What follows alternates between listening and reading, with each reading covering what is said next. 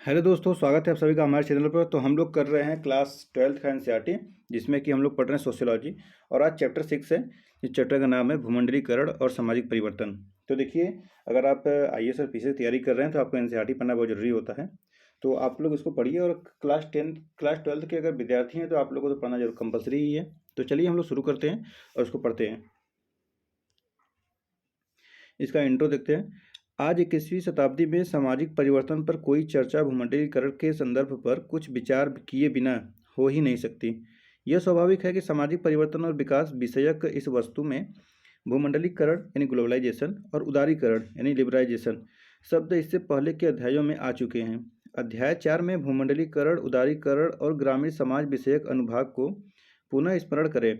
अपनी पुस्तक के पन्ने पीछे की ओर पलटें और अध्याय 5 में उदारीकरण के बारे में भारत की नीति और भारतीय उद्योगों पर इसका प्रभाव विषयक अनुभाग को पढ़े। तो देखिए, आप लोग अब तो यूट्यूब पे पढ़ रहे हैं तो आप लोग को तो ये पिछले चैप्टर में हम लोगों ने कवर किया उसको, चैप्टर 5 और 4 में। तो आप लोग जाकर उसको देख सकते हैं, ठीक है। तो चलिए ठीक है। अब आगे बढ़ते हैं, हम लोग पॉइंट पे आते हैं। तो देखिए, यहाँ पर पहला पॉइंट है, क्या भूमंडलीकरण के अंतर्संबंध विश्व और भारत के लिए नए हैं। तो देखते हैं, यदि भूमंडलीकरण भूमंडलीय अंतर्संबंधों के बारे में है तो हम यह पूछ सकते हैं कि क्या यह कोई नई प्रघटना है। क्या भारत और विश्व के विभिन्न भाग प्रारंभिक कालों में आपस में अंतःक्रिया नहीं करते थे। तो प्रारंभिक वर्ष, भारत आज से 2000 वर्ष पहले भी विश्व से अलग थलग नहीं था। हमने अपनी इतिहास की पाठ्य पुस्तकों में प्रसिद्ध रेशम मार्ग सिल्क रूट में बारे में पढ़ा है। यह मार्ग सदियों पहले भारत को उन महान सभ्यताओं से जोड़ता है जो चीन, फ्रांस, मिस्र और रोम में स्थित था।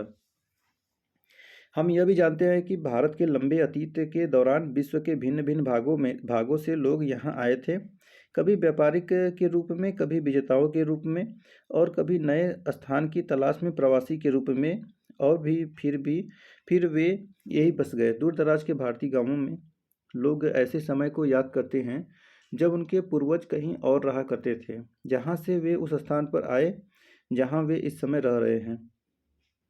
उपनिवेशवाद और भूमंडलीय संयोजन, हमने आधुनिक भारत में सामाजिक विकास की कहानी औपनिवेशिक काल से शुरू की थी। आपने अध्याय 1 में पढ़ा होगा कि आधुनिक पूंजीवाद का उसके प्रारंभ से ही एक भूमंडलीय आयाम रहा है।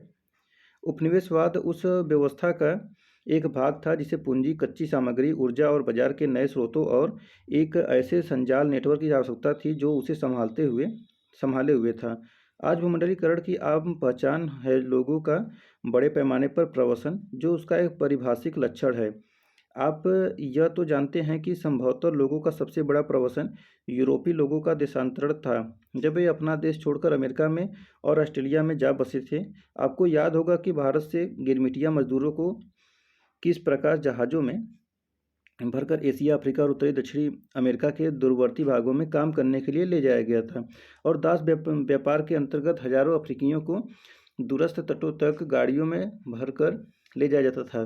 तो आप लोग अगर पढ़े होंगे उसको, सुने भी होंगे कि भारत से मजदूरों को लेकर जाते थे लोग अफ्रीका, एशिया, उधर दक्षिणी अमेरिका में, और वहीं पे ले जाकर छोड़ देते थे, लाते ही नहीं थे इधर। तो सोचते थे लाने का क्या भाड़ा देना कि इस सब का। तो उसके वजह से यहाँ से लेकर जाते थे, काम करवाते थे, लेकिन लेकर नहीं आते थे। आगे बढ़ते हैं। स्वतंत्र भारत और विश्व, स्वतंत्र भारत ने भूमंडलीय दृष्टिकोण को अपनाए रखा।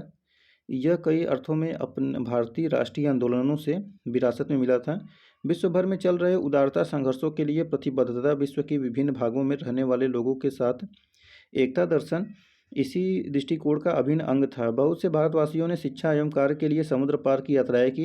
एक निरंतर चलने वाली प्रक्रिया थी कच्चा माल, सामग्री और प्रौद्योगिकी का आयात और निर्यात। स्वतंत्रता प्राप्ति के समय से ही देश के विकास का अंग बना रहा। विदेशी कंपनियां भारत में सक्रिय थीं, इसलिए हमें अपने आप से यह पूछने की ज़रूरत है कि परिवर्तन की वर्तमान प्रक्रिया क्या आमूल रूप से उस प्रक्रिया से भिन्न है जिसे हमने अतीत में देखा था। दूसरा पॉइंट है भूमंडलीकरण की समझ। हमने देखा है कि अत्यंत प्रारंभिक काल से ही भूमंडलीय विश्व के साथ भारत के संबंध बहुत महत्वपूर्ण रहे हैं।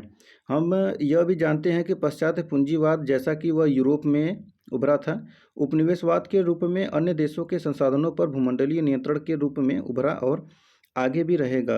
किंतु महत्वपूर्ण प्रश्न यह है कि क्या भूमंडलीकरण केवल भूमंडलीय अंतर्संबंधता के बारे में ही है, या फिर इसका संबंध उन महत्वपूर्ण परिवर्तनों से है जो उत्पादन और संचार, श्रम तथा पूंजी के संगठन, प्रौद्योगिकी, नवाचार और सांस्कृतिक अनुभव, शासन की प्रणालियों और सामाजिक आंदोलन में हुए हैं। ये परिवर्तन तब भी सार्थक प्रतीत होते थे, भले ही कुछ प्रतिमान पूंजीवाद की प्रारंभिक अवस्थाओं में स्पष्टतः दृष्टिगोचर हो चुके हो। कुछ ऐसे परिवर्तनों ने, जो कि संचार क्रांति से प्रभावित हुए थे, हमारे काम करने और रहने के तौर तरीकों को बहुआयामी रूपों में बदल दिया गया है। अब हम भूमंडलीकरण की विशिष्ट विशेषताओं के बारे में बतलाने का प्रयास करेंगे। जब आप उन विशेषताओं का अध्ययन करेंगे तो आपको यह महसूस होगा कि भूमंडलीय अंतःसंबंधता की एक सरल परिभाषा भूमंडलीकरण की गहनता एवं जटिलता को क्यों नहीं पकड़ पाती। भूमंडलीकरण का अर्थ समूचे विश्व में सामाजिक एवं आर्थिक संबंधों के विस्तार के कारण विश्व में विभिन्न लोगों, क्षेत्रों एवं देशों के मध्य अंतर्निर्भरता की वृद्धि से है। यद्यपि आर्थिक भूशक्तियाँ भूमंडलीकरण का एक अभिन्न अंग है, लेकिन यह कहना गलत होगा कि अकेली वे शक्तियाँ ही भूमंडलीकरण को उत्पन्न करती हैं। भूमंडलीकरण सूचना और संचार प्रौद्योगिकी के विकास के द्वारा ही सबसे आगे बढ़ा है। इन प्रौद्योगिकियों ने विश्व भर में लोगों के बीच अंतःक्रिया की गति एवं क्षेत्र को बहुत ज़्यादा बढ़ा दिया है। इसके अलावा हम यह भी देखेंगे कि राजनीतिक संदर्भ में भी इसका विस्तार हुआ। आइए भूमंडलीकरण के विभिन्न आयामों पर दृष्टिपात करें। अपनी चर्चा को सहज बनाने के लिए हम आर्थिक, राजनीतिक और सांस्कृतिक पहलुओं पर पृथक रूप से विचार करेंगे। तथापि आप शीघ्र ही समझ पाएंगे कि वे पहलू कितनी गहराई से परस्पर जुड़े हुए हैं। अब आता है यहाँ पर भूमंडलीकरण के विभिन्न आयाम क्या है। तो पहला है आर्थिक आयाम। भारत में हम उदारीकरण, भूमंडलीकरण दोनों शब्दों का प्रयोग अक्सर करते रहते हैं। वे वास्तव में एक दूसरे से जुड़े हुए अवश्य हैं, पर एक जैसे नहीं हैं। भारत में हमने देखा कि राज्य सरकार ने 1991 में अपनी आर्थिक नीति में कुछ परिवर्तन लाने का निर्णय लिया था। इन परिवर्तनों को उदारीकरण की नीतियाँ कहा जाता है। जैसे कि पहला है उदारीकरण की आर्थिक नीति। भूमंडलीकरण में सामाजिक और आर्थिक संबंधों का विश्व भर में विस्तार सम्मिलित है। यह विस्तार कुछ आर्थिक नीतियों द्वारा प्रोत्साहित किया जाता है। मोटे तौर पर इस प्रक्रिया को भारत में उदारीकरण कहा जाता है। उदारीकरण शब्द का तात्पर्य ऐसे अनेक नीतिगत निर्णयों से है जो भारत राज्य द्वारा 1991 में भारतीय अर्थव्यवस्था को विश्व बाजार के लिए खोल देने के उद्देश्य से लिए गए थे। इसके साथ ही अर्थव्यवस्था पर अधिक नियंत्रण रखने के लिए सरकार द्वारा इससे पहले अपनाई जा रही नीति पर विराम लग गया। सरकार ने स्वतंत्रता प्राप्ति के बाद अनेक ऐसे कानून बनाए थे जिनसे यह सुनिश्चित किया गया था कि भारतीय बाजार और भारतीय स्वदेशी व्यवसाय व्यापक विश्व की प्रतियोगिता से सुरक्षित हो। इस नीति के पीछे यह अवधारणा थी कि उपनिवेशवाद से मुक्त हुआ देश स्वतंत्र बाजार की स्थिति में नुकसान में ही रहेगा। अर्थव्यवस्था के उदारीकरण का अर्थ था भारतीय व्यापार को नियमित करने वाले नियमों और वित्तीय नियमनों को हटा देना। इन उपायों को आर्थिक सुधार भी कहा जाता है। ये सुधार क्या है? जुलाई 1991 से भारतीय अर्थव्यवस्था ने अपने सभी प्रमुख क्षेत्रों यानी कृषि, उद्योग, व्यापार, विदेश नीति और प्रौद्योगिकी, सार्वजनिक क्षेत्र, वित्तीय संस्थाएं आदि में सुधारों की एक लंबी श्रृंखला देखी है। इसके पीछे मूल अवधारणा यह थी कि भूमंडलीय बाजार में पहले से अधिक समावेश करना भारतीय अर्थव्यवस्था के लिए लाभकारी सिद्ध होगा। उदारीकरण की प्रक्रिया के लिए अंतर्राष्ट्रीय मुद्रा कोष यानी IMF जैसी अंतर्राष्ट्रीय संस्थाओं से ऋण लेना भी जरूरी हो गया। यह ऋण कुछ निश्चित शर्तों पर दिए जाते हैं। सरकार को कुछ विशेष प्रकार के आर्थिक उपाय करने के लिए वचनबद्ध होना पड़ता है और इन आर्थिक उपायों के अंतर्गत संरचनात्मक समायोजन की नीति अपनानी होती है। इन समायोजनों का अर्थ सामान्यतः सामाजिक क्षेत्रों जैसे स्वास्थ्य, शिक्षा एवं सामाजिक सुरक्षा में राज्य के व्यय में कटौती है। अन्य अंतर्राष्ट्रीय संस्थाओं जैसे विश्व व्यापार संगठन WTO के संदर्भ में भी यह बात कही जा सकती है। फिर दूसरा आता है पारराष्ट्रीय निगम। देखिए यहाँ पर है भूमंडलीकरण को प्रेरित एवं संचालित करने वाले अनेक आर्थिक कारकों में से पारराष्ट्रीय निगमों की भूमिका विशेष रूप से महत्वपूर्ण होती है। TNC, MNC या मल्टीनेशनल पारराष्ट्रीय निगम ऐसी कंपनियां होती हैं जो एक से अधिक देशों में अपने माल का उत्पादन करती हैं। अथवा बाजार सेवाएं प्रदान करती हैं। ये अपेक्षाकृत छोटी फर्में भी हो सकती हैं। इनके एक या दो कारखाने उस देश से बाहर होते हैं जहां वे मूल रूप से स्थित हैं। साथ ही वे बड़े विशाल अंतर्राष्ट्रीय प्रतिष्ठान भी हो सकते हैं जिसका कारोबार संपूर्ण भूमंडल में फैला हुआ हो। कुछ बहुत बड़े पारराष्ट्रीय निगमों जैसे कि एनएनसी के नाम जो जग प्रसिद्ध है ये हैं, जैसे कोलकाता मोटर्स, कालगेट, पामोरेटिव, कोडैक और ये है मित्सुबिशी आदि। भले इन निगमों का अपना एक स्पष्ट राष्ट्रीय आधार हो, फिर भी वे भूमंडलीय बाजारों और भूमंडलीय मुनाफों की ओर अभिमुखित हैं। कुछ भारतीय निगम भी पारराष्ट्रीय बन रहे हैं, किंतु हम समय के इस बिंदु पर निश्चित रूप से यह नहीं कह सकते हैं कि इस रुख को कुल मिलाकर भारत के लोग इसे किस अर्थ में लेंगे। तीसरा है इलेक्ट्रॉनिक अर्थव्यवस्था। इलेक्ट्रॉनिक अर्थव्यवस्था एक अन्य कारक है जो आर्थिक भूमंडलीकरण को सहारा देता है। कंप्यूटर के माउस को दबाने मात्र से बैंक, निगम, निधि प्रबंधक और निवेशकर्ता अपनी निधि को अंतर्राष्ट्रीय स्तर पर इधर से उधर भेज सकते हैं। हालांकि इस प्रकार क्षण भर में इलेक्ट्रॉनिक मुद्रा भेजने का यह तरीका बहुत खतरनाक भी है। भारत में अक्सर इसकी चर्चा स्टॉक एक्सचेंज में होने वाले उतार चढ़ाव के संदर्भ में की जाती है। यह उतार चढ़ाव विदेशी निवेशकों द्वारा मुनाफे के लिए अचानक बड़ी मात्रा में स्टॉक खरीदने या बेचने के कारण आता है। ऐसे सौदे संचार क्रांति की बदौलत ही संभव हुए हैं, जिसके बारे में हम आगे चर्चा करेंगे। और चौथा है भार रहित अर्थव्यवस्था या ज्ञानात्मक अर्थव्यवस्था। भूमंडलीय अर्थव्यवस्था पिछले युगों के विपरीत अब प्राथमिक रूप से कृषि या उद्योग पर आधारित नहीं है। भार रहित अर्थव्यवस्था वह है जिसके उत्पाद सूचना पर आधारित होते हैं, जैसे कंप्यूटर, सॉफ्टवेयर, मीडिया और मनोरंजक उत्पाद तथा इंटरनेट आधारित सेवाएं।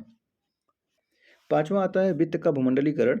यह भी ध्यान रहे कि मुख्य रूप से सूचना प्रौद्योगिकी क्रांति के कारण पहली बार वित्त भूमंडलीकरण हुआ है। भूमंडलीय आधार पर एक वित्तीय बाजार इलेक्ट्रॉनिक परिपथों में कुछ ही क्षणों में अरबों खरबों डॉलर के लेन देन कर डालते हैं। पूंजी और प्रतिभूति बाजारों में 24 घंटे व्यापार चलता रहा। न्यूयॉर्क, टोक्यो और लंदन जैसे नगर वित्तीय व्यापार के प्रमुख केंद्र हैं। भारत में मुंबई को देश के वित्तीय राजधानी का कहा जाता है। अब यहाँ देखते हैं भूमंडलीय संचार। विश्व में प्रौद्योगिकी के क्षेत्र और दूरसंचार के आधारभूत ढांचे में हुई महत्वपूर्ण उन्नति के फलस्वरूप भूमंडलीय संचार व्यवस्था में भी क्रांतिकारी परिवर्तन हुए हैं। अब कुछ घरों और बहुत से कार्यालयों में बाहरी दुनिया के साथ संबंध बनाए रखने के अनेक साधन मौजूद हैं, जैसे टेलीफोन यानी लैंडलाइन और मोबाइल दोनों किस्मों के, फैक्स मशीनें, डिजिटल और cable television, electronic mail, internet आदि। आप में से कुछ को ऐसी बहुत सी जगहों के बारे में पता होगा और कुछ को नहीं भी होगा। हमारे देश में इसे अक्सर डिजिटल विभाजन का सूचक माना जाता है। इस डिजिटल विभाजन के बावजूद प्रौद्योगिकी के ये विविध रूप समय और दूरी को तो संकुचित या कम करते ही हैं। इस ग्रह पर दो दो सुदूर विपरीत दिशाओं जैसे बंगलुरु और न्यूयॉर्क में बैठे दो व्यक्ति न केवल बातचीत कर सकते हैं बल्कि दस्तावेज और चित्र आदि भी एक दूसरे को उपग्रह प्रौद्योगिकी की सहायता से भेज सकते हैं। भूमंडलीकरण की प्रक्रिया ने विश्व में नेटवर्क सोसाइटी एवं मीडिया सोसाइटी को उत्पन्न किया है। विश्व के विभिन्न देशों के बीच अंतर संबंध उत्पन्न हुए हैं, लेकिन उसमें अभी कुशलता एवं गुणात्मक सुधार की जरूरत है। इस विषय पर भारत सरकार ने एक और अनेक संभावनाओं वाली योजना डिजिटल इंडिया को प्रारंभ किया है, जो सभी प्रकार के विनिमय में डिजिटलाइजेशन को सहायक इकाई के रूप में स्थापित करेगी। यह कार्यक्रम भारतवर्ष में एक ऐसे रूपांतरण को जन्म देगा जो डिजिटली दृष्टि से सशक्त भारतीय समाज में एवं ज्ञान अर्थव्यवस्था को विस्तार देगा। तो आप अपने पिछले अध्याय में पढ़ चुके हैं कि बाहरी स्रोतों के काम कैसे लिया जाता है। तो आइए जानते हैं भूमंडलीकरण और श्रम क्या है। तो भूमंडलीकरण और एक नया अंतर्राष्ट्रीय श्रम विभाजन। एक नया अंतर्राष्ट्रीय श्रम विभाजन उभर आया है, जिसमें तीसरी दुनिया के शहरों में अधिकाधिक नियमित निर्माण, उत्पादन और रोजगार किया जाता है। आप अध्याय 4 में बाहरी स्रोतों के बारे में के उपयोग के बारे में और अध्याय 5 में संविदा के बारे में पढ़ चुके हैं। यहाँ हम इस संबंध में स्थिति स्पष्ट करने के लिए नाइके कंपनी का उदाहरण प्रस्तुत कर रहे हैं। नाइके कंपनी 1960 के दशक में अपनी स्थापना के समय से ही बहुत तेजी से विकसित हुई। नाइके जूतों का आयात करने वालों आयात करने वाली कंपनी के रूप में विकसित हुई। इसके संस्थापक फिल नाइट जापान से जूते आयात करते थे और उन्हें खेल संबंधी आयोजनों में बेचते थे। कंपनी एक बहुराष्ट्रीय कंपनी के रूप में विकसित होकर पारराष्ट्रीय राष्ट्रीय निगम बन गई है। इसका मुख्यालय बेबरटन में पोर्टलैंड ओरेगॉन के स्थित बाहर स्थित है। केवल 2 अमेरिकी कारखाने ही नाइके के लिए जूते बनाया करते थे। फिर 1960 के दशक में नाइके के जूते जापान में बनाए जाने लगे। जब वहाँ लागत बढ़ी तो उत्पादन कार्य 1970 के दशक के मध्य भाग में दक्षिण कोरिया को स्थानांतरित कर दिया। फिर जब दक्षिण कोरिया में मजदूरी की लागत बढ़ी तो 1980 के दशक में उत्पादन को थाईलैंड और इंडोनेशिया तक फैला दिया गया। तदुपरांत 1990 के दशक से हम भारत के नाइके जूतों के उत्पादन कर रहे हैं, किंतु यदि और कहीं मजदूर अधिक सस्ती होगी तो उत्पादन केंद्र वहां खोल दिए जाएंगे। इस संपूर्ण प्रक्रिया से श्रमिक जन अत्यंत कमजोर और असुरक्षित हो जाते हैं। श्रम का यह लचीलापन अक्सर उत्पादकों के पक्ष में ही काम करता है। एक केंद्रीकृत स्थान पर विशाल पैमाने पर वस्तुओं के उत्पादन फॉरवर्ड यानी फोर्डिंग की बजाय हम अलग अलग स्थानों पर उत्पादन की लचीली प्रणाली फॉरवर्डोत्तर यानी पोस्ट फोर्जिंग की ओर बढ़ चुके हैं। आगे आता है भूमंडलीकरण और रोजगार क्या है। तो भूमंडलीकरण और श्रम के बारे में एक अन्य महत्वपूर्ण मुद्दा है रोजगार और भूमंडलीकरण के बीच के संबंधों का। यहाँ भी हमने भूमंडलीकरण का असमान प्रभाव देखा है। नगरीय केंद्रों के मध्यवर्गीय युवाओं के लिए भूमंडलीकरण और सूचना प्रौद्योगिकी की क्रांति ने रोजगार के नए नए अवसर खोल दिए हैं। कॉलेजों से नाम के लिए बीएससी, बीए, बीकॉम की डिग्री लेने के बजाय कई युवा कंप्यूटर के संस्थानों से कंप्यूटर की भाषाएं सीख रहे हैं अथवा कॉल सेंटरों में या व्यापार प्रक्रिया बह्योपयोजन बीपीओ कंपनियों की नौकरियां ले रहे हैं। विशाल बिक्री भंडारों, शॉपिंग मॉल्स में काम करते हैं या हाल में खोले गए विभिन्न जल पान गृहों में नौकरी करते हैं। फिर भी जैसा कि बॉक्स 6.5 में दिखाया गया, रोजगार की प्रवृत्तियां मोटे तौर पर निराशाजनक ही हैं। चलिए उसके बारे में पढ़ेंगे हम लोग। यहाँ पे देखते हैं आगे भूमंडलीकरण और राजनीतिक परिवर्तन। तो क्या है परिवर्तन? भूतपूर्व समाजवादी विश्व का विघटन अनेक दृष्टियों से एक बड़ा राजनीतिक परिवर्तन था जिसने भूमंडलीकरण की प्रक्रिया को और तेज कर दिया। फलस्वरूप भूमंडलीकरण को सहारा देने वाली आर्थिक नीतियों के प्रति एक विशिष्ट आर्थिक और राजनीतिक दृष्टिकोण उत्पन्न हो गया। इन परिवर्तनों को अक्सर नव उदारवादी आर्थिक उपाय कहा जाता है। हम पहले यह देख चुके हैं कि भारत में उदारीकरण की नीति के अंतर्गत क्या क्या ठोस कदम उठाए गए। मोटे तौर पर इन नीतियों में मुक्त उद्यम संबंधी राजनीतिक दूरदर्शिता प्रतिबिंबित होती है, जिसमें यह विश्वास किया जाता है कि बाजार की शक्तियों का निर्बाध शासन कुशल एवं न्यायसंगत होगा। इसीलिए यह दूरदर्शिता पूर्ण नीति के अंतर्गत राज्य की ओर से विनियमन और आर्थिक सहायता सब्सिडी दोनों की ही आलोचना करती है। इस अर्थ में भूमंडलीकरण की मौजूदा प्रक्रिया में राजनीतिक दूरदर्शिता उतनी ही है जितनी कि आर्थिक दूरदर्शिता। तथापि वर्तमान भूमंडलीकरण से भिन्न भूमंडलीकरण की भी संभावनाएं हैं। इस प्रकार हम एक समावेशात्मक भूमंडलीकरण इंक्लूसिव ग्लोबलाइजेशन की भी संकल्पना कर सकते हैं, जिसमें समाज के सभी अनुभागों का समावेश होता है। भूमंडलीकरण के साथ एक अन्य महत्वपूर्ण राजनीतिक घटनाक्रम भी घटित हो रहा है और वह है राजनीतिक सहयोग के लिए अंतर्राष्ट्रीय और क्षेत्रीय रचना तंत्र। इस संबंध में यूरोपीय संघ यानी ईयू, दक्षिण एशियाई राष्ट्रीय संघ एशियान और दक्षिण एशियाई क्षेत्रीय सहयोग सम्मेलन सार्क ये कुछ ऐसे उदाहरण हैं जो क्षेत्रीय संघों के महत्वपूर्ण भूमिका को दर्शाते हैं। अंतर्राष्ट्रीय सरकारी संगठनों और अंतर्राष्ट्रीय गैर सरकारी संगठनों का उदय भी एक अन्य राजनीतिक आयाम प्रस्तुत करता है। अंतर सरकारी संगठन एक ऐसा निकाय होता है जो सहभागी सरकारों द्वारा स्थापित किया जाता है और जिसे एक विशिष्ट पारराष्ट्रीय कार्यक्षेत्र पर नज़र रखने या उसे विनियमित करने की जिम्मेदारी सौंपी जाती है। उदाहरणतः विश्व व्यापार संगठन WTO को व्यापार प्रथाओं पर लागू होने वाले नियमों के संबंध में अधिकाधिक भूमिका सौंपी जा रही है। जैसा कि इनके नाम से ही स्पष्ट है, अंतर्राष्ट्रीय गैर सरकारी संगठन अंतर सरकारी संगठनों में इस रूप में भिन्न है कि वे सरकारी संस्थाओं से संबंध नहीं होते बल्कि स्वयं स्वतंत्र संगठन होते हैं जो नीतिगत निर्णय लेते हैं और अंतर्राष्ट्रीय मुद्दों पर विचार करते हैं। अंतर्राष्ट्रीय गैर अंतर्राष्ट्रीय संगठनों में से कुछ सबसे प्रसिद्ध संगठन है। ग्रीन पीस अध्याय 8 देखें। दी रेड क्रॉस, एम्नेस्टी इंटरनेशनल तथा medicines sense frontiers, doctors without borders, इनके बारे में कुछ और जानकारी प्राप्त करें। भूमंडलीकरण और संस्कृति के बारे में जानते हैं। भूमंडलीकरण संस्कृति को कई प्रकार से प्रभावित करता है। हम पहले देख चुके हैं कि युग से भारत सांस्कृतिक प्रभाव के प्रति खुला दृष्टिकोण अपनाए हुए हैं और इसी के फलस्वरूप वह सांस्कृतिक दृष्टि से समृद्ध होता रहा है। पिछले दशक में कई बड़े बड़े सांस्कृतिक परिवर्तन हुए हैं, जिनसे यह डर पैदा हो गया है कि कहीं हमारी स्थानीय संस्कृतियां पीछे न रह जाएं। हमने पहले देखा था कि हमारी सांस्कृतिक परंपरा कूपमंडू के यानी जीवन भर कुएं के भीतर रहने वाले उस मेढक की स्थिति से सावधान रहने की शिक्षा देती रही है, जो कुएं से बाहर की दुनिया के बारे में कुछ नहीं जानता और हर बाहरी वस्तु के प्रति शंकालु बना रहता है। वह किसी से बात नहीं करता और किसी से भी किसी विषय पर तर्क वितर्क नहीं करता।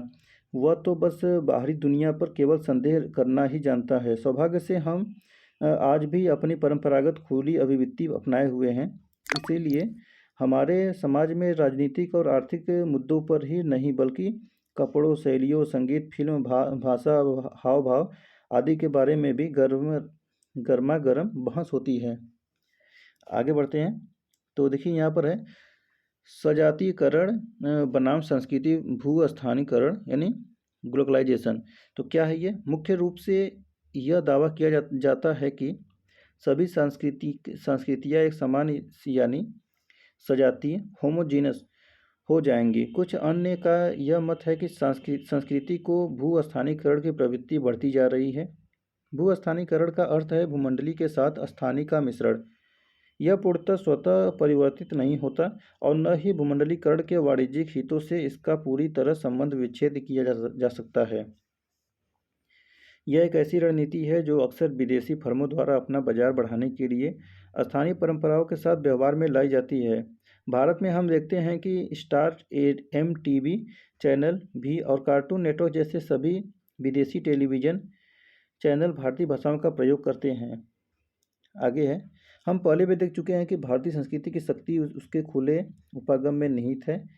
हमने यह भी देखा है कि आधुनिक युग में हमारे समाज सुधारक और राष्ट्रवादी नेता अपनी परंपरा तथा संस्कृति पर सक्रिय रूप से वाद विवाद करते रहे हैं।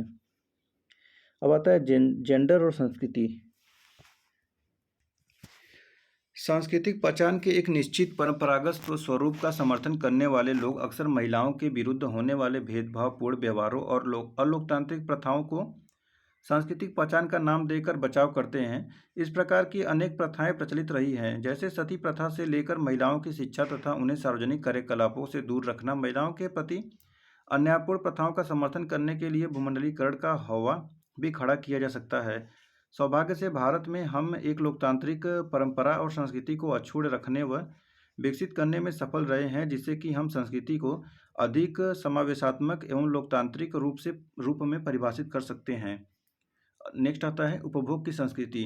अक्सर जब हम संस्कृति की बात करते हैं तो हम पहनावे, संगीत, नृत्य, खाद्य आदि की चर्चा करते हैं, किंतु जैसा कि हम जानते हैं संस्कृति इन बातों तक ही सीमित नहीं है, बल्कि उसका संबंध संपूर्ण जीवन शैली से है। संस्कृति के दो रूप हैं जिनका उल्लेख भूमंडलीकरण विषय किसी भी अध्याय में होना चाहिए। वे हैं उपभोग की संस्कृति और निगमित संस्कृति। सांस्कृतिक उपभोग की उस निर्णायक भूमिका पर विचार कीजिए जो भूमंडलीकरण की प्रक्रिया में विशेष रूप से नगरों को एक रूप प्रदान करने की प्रक्रिया में अदा की जा रही है। 1970 के दशक तक उत्पादन उद्योग नगरों की वृद्धि में प्रमुख भूमिका निभाते रहे हैं, लेकिन अब सांस्कृतिक उपभोग, कला, खाद्य, फैशन, संगीत, पर्यटन अधिकतर नगरों की वृद्धि को एक आकार प्रदान करता है। यह तथ्य भारत के सभी बड़े शहरों में विशाल बिक्री भंडारों, शॉपिंग मॉल्स, बहुविध सिनेमा घरों, मनोरंजन उद्यानों और जल क्रीड़ा स्थलों के विकास में आई तेजी से स्पष्ट होता है। अधिक उल्लेखनीय तथ्य तो यह है कि विज्ञापन और सामान्य रूप से जनसंपर्क के सभी माध्यम एक ऐसी संस्कृति को बढ़ावा दे रहे हैं जिसमें पैसा खर्च करना ही महत्वपूर्ण माना जाता है। पैसे को संभाल कर रखना अब कोई गूढ़ नहीं रहा। खरीदारी को समय बिताने की गतिविधि के रूप में सक्रियता से प्रोत्साहित किया जाता है। ब्रह्मांड सुंदरी यानी मिस यूनिवर्स और विश्व सुंदरी यानी मिस वर्ल्ड जैसी फैशन प्रतियोगिताओं के समारोहों को समारोहों की उत्तरोत्तर सफलताओं के कारण फैशन, सौंदर्य प्रसाधन एवं स्वास्थ्य उत्पादों से संबंधित उद्योगों की अत्यधिक वृद्धि हुई है। नौजवान लड़कियां ऐश्वर्या राय और सुष्मिता सेन बनने का सपना देख रही हैं। कौन बनेगा करोड़पति जैसे लोकप्रिय प्रतिषेधात्मक कार्यक्रमों से वास्तव में ऐसा प्रतीत होने लगा है कि कुछ ही खेलों में हमारा भाग्य बदल सकता है। देखिए यहाँ पर भूमंडलीकरण और सामाजिक परिवर्तन कैसे हुए हैं। इनके ड्रेस, शॉपिंग और ये जूते चप्पल कैसे, किस ब्रांड के हैं, कैसे लेना है, ये the culture of the consumption. देखिए कैसे यहाँ पे शॉपिंग करने का चेंज हो गया है, ट्रॉली बैग वगैरह लेकर। ये अगला आता है, लास्ट भी हो सकता है, निगम संस्कृति। निगम संस्कृति प्रबंधन सिद्धांत की एक ऐसी शाखा है जो किसी फर्म के सभी सदस्यों को साथ लेकर एक अद्भुत संगठनात्मक संस्कृति के निर्माण के माध्यम से उत्पादकता और प्रतियोगितात्मक को बढ़ावा देने का प्रयत्न करती है। ऐसा सोचा जाता है कि गतिशील निगम संस्कृति जिसमें कंपनी के कार्यक्रम, रीतियां एवं परंपराएं शामिल होती हैं, कर्मचारियों में वफादारी की भावना को बढ़ाती है और समूह एकता को प्रोत्साहन देती है। वह यह भी बताती है कि काम करने का तरीका क्या है और उत्पादों को कैसे बढ़ावा दिया जाए, उनको कैसे पैक किया जाए। बहुराष्ट्रीय कंपनियों के प्रसार और सूचना प्रौद्योगिकी में आई क्रांति के फलस्वरूप अवसरों की उपलब्धता में वृद्धि हो जाने से भारत के महानगरों में ऐसे ऊर्ध्वगामी व्यवसायिकों का एक वर्ग बन गया है जो सॉफ्टवेयर कंपनियों, बहुराष्ट्रीय बैंकों, चार्टर लेखाकार फर्मों, स्टॉक बाजारों, यात्रा, फैशन, डिजाइन, मनोरंजन, मीडिया, अन्य संबंध क्षेत्रों में कार्यरत हैं। आगे आता है अनेक स्वदेशी शिल्प, साहित्यिक परंपराओं और ज्ञान व्यवस्थाओं को खतरा। सांस्कृतिक रूपों एवं भूमंडलीकरण के बीच एक अन्य संबंध अनेक स्वदेशी शिल्पों एवं साहित्यिक परंपराओं और ज्ञान व्यवस्थाओं की दशा में दृष्टिगोचर होता है। तथापि यह याद रखना भी महत्वपूर्ण है कि आधुनिक विकास ने भूमंडलीकरण की अवस्था से पहले भी परंपरागत सांस्कृतिक और रूपों और उन आधारित व्यवसायों में अपनी घुसपैठ बना ली थी, लेकिन अब परिवर्तन का अनुपात और उनकी गहनता अत्यधिक तीव्र है।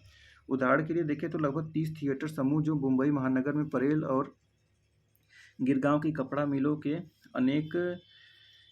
इलाके आसपास सक्रिय थे, अब निष्क्रिय एवं समाप्त हो चुके हैं, क्योंकि इन इलाकों के मिल मजदूरों में से अधिकांश लोगों की नौकरी खत्म हो चुकी है। कुछ वर्ष पहले आंध्र प्रदेश के करीमनगर जिले के सरसीला गांव और उसी राज्य के मेडक जिले में डुबक्का गांव के पारंपरिक बुनकरों द्वारा बहुत बड़ी संख्या में आत्महत्या किए जाने की खबरें मिली थी। इसका कारण यह था कि इन बुनकरों के पास बदलती हुई उपभोक्ताओं रुचियों के अनुरूप अपने आप को ढालने और विद्युत कर्कों से मुकाबला करने के लिए प्रौद्योगिकी में निवेश करने के कोई साधन नहीं थे। इसी प्रकार परंपरागत ज्ञान अर्थव्यवस्थाओं के विभिन्न रूप जो विशेष रूप से आयुर्विज्ञान और कृषि के क्षेत्र से संबंधित थे, सुरक्षित रखे गए हैं और एक पीढ़ी से दूसरी पीढ़ी को सौंपे जाते रहे हैं। तुलसी, रुद्राक्ष, हल्दी और बासमती चावल के प्रयोगों को पेटेंट कराने के लिए हाल ही में कुछ बहुराष्ट्रीय कंपनियों द्वारा जो प्रयत्न किए गए उनसे स्वदेशी ज्ञान व्यवस्थाओं के आधार पर को बचाने की आवश्यकता में प्रकाश में आई है। देखिए कि यहाँ पर है कि हमारे डोमबारी समुदाय की हालत बहुत ख़राब है। टेलीविज़न और रेडियो ने हमारी रोटी रोजी छीन ली है। हम कलाबाजी तो दिखाते हैं, मगर सर्कस और टेलीविज़न के कारण जो अब दूर दराज के गाँवों और बस्तियों तक पहुँच गए हैं, हमारे कर्तव्य को कोई देखना पसंद नहीं करता। हम चाहे कितनी भी मेहनत कर लें, हमें अल्पवित्ती भी नहीं मिलती। लोग हमारा खेल तमाशा देखते तो हैं, पर केवल मनोरंजन के लिए। वे हमें उसके बदले में कोई पैसा नहीं देते। वे इस बात की भी परवाह नहीं करते कि हम भूखे हैं, इसलिए हमारा धंधा चौपट हो रहा है। भूमंडलीकरण ने जिन विभिन्न और जटिल रूपों में हमारे जीवन को प्रभावित किया है, उसे संक्षेप में प्रस्तुत करना आसान नहीं है। कोई ऐसा प्रयास भी नहीं करेगा, इसलिए यह काम आप पर ही छोड़ा जाता है। हमने यहाँ इस अध्याय में उद्योग और कृषि पर भूमंडलीकरण के प्रभाव के बारे में विस्तार से चर्चा नहीं की है। आपको भारत में भूमंडलीकरण और सामाजिक परिवर्तन की कहानी जानने के लिए अध्याय 4 और 5 निर्भर होना पड़ेगा। तो 4 और 5 देखना, उसको जाकर देखिए, चैप्टर 4 और 5 जो पढ़ाया गया है। इस कहानी को दोहराते समय आप अपनी समाजशास्त्री काल्पनिक भी प्रयोग कर सकते हैं, तो आप इसको देखिए और अपने विचारों को भी व्यक्त कर सकते हैं। देखिए तो ये चैप्टर समाप्त होता है। यहाँ पर कुछ क्वेश्चन है, इसको देखना चाहे तो देख सकते हैं। चलिए हम लोग फिर मिलते हैं चैप्टर 7 में। धन्यवाद।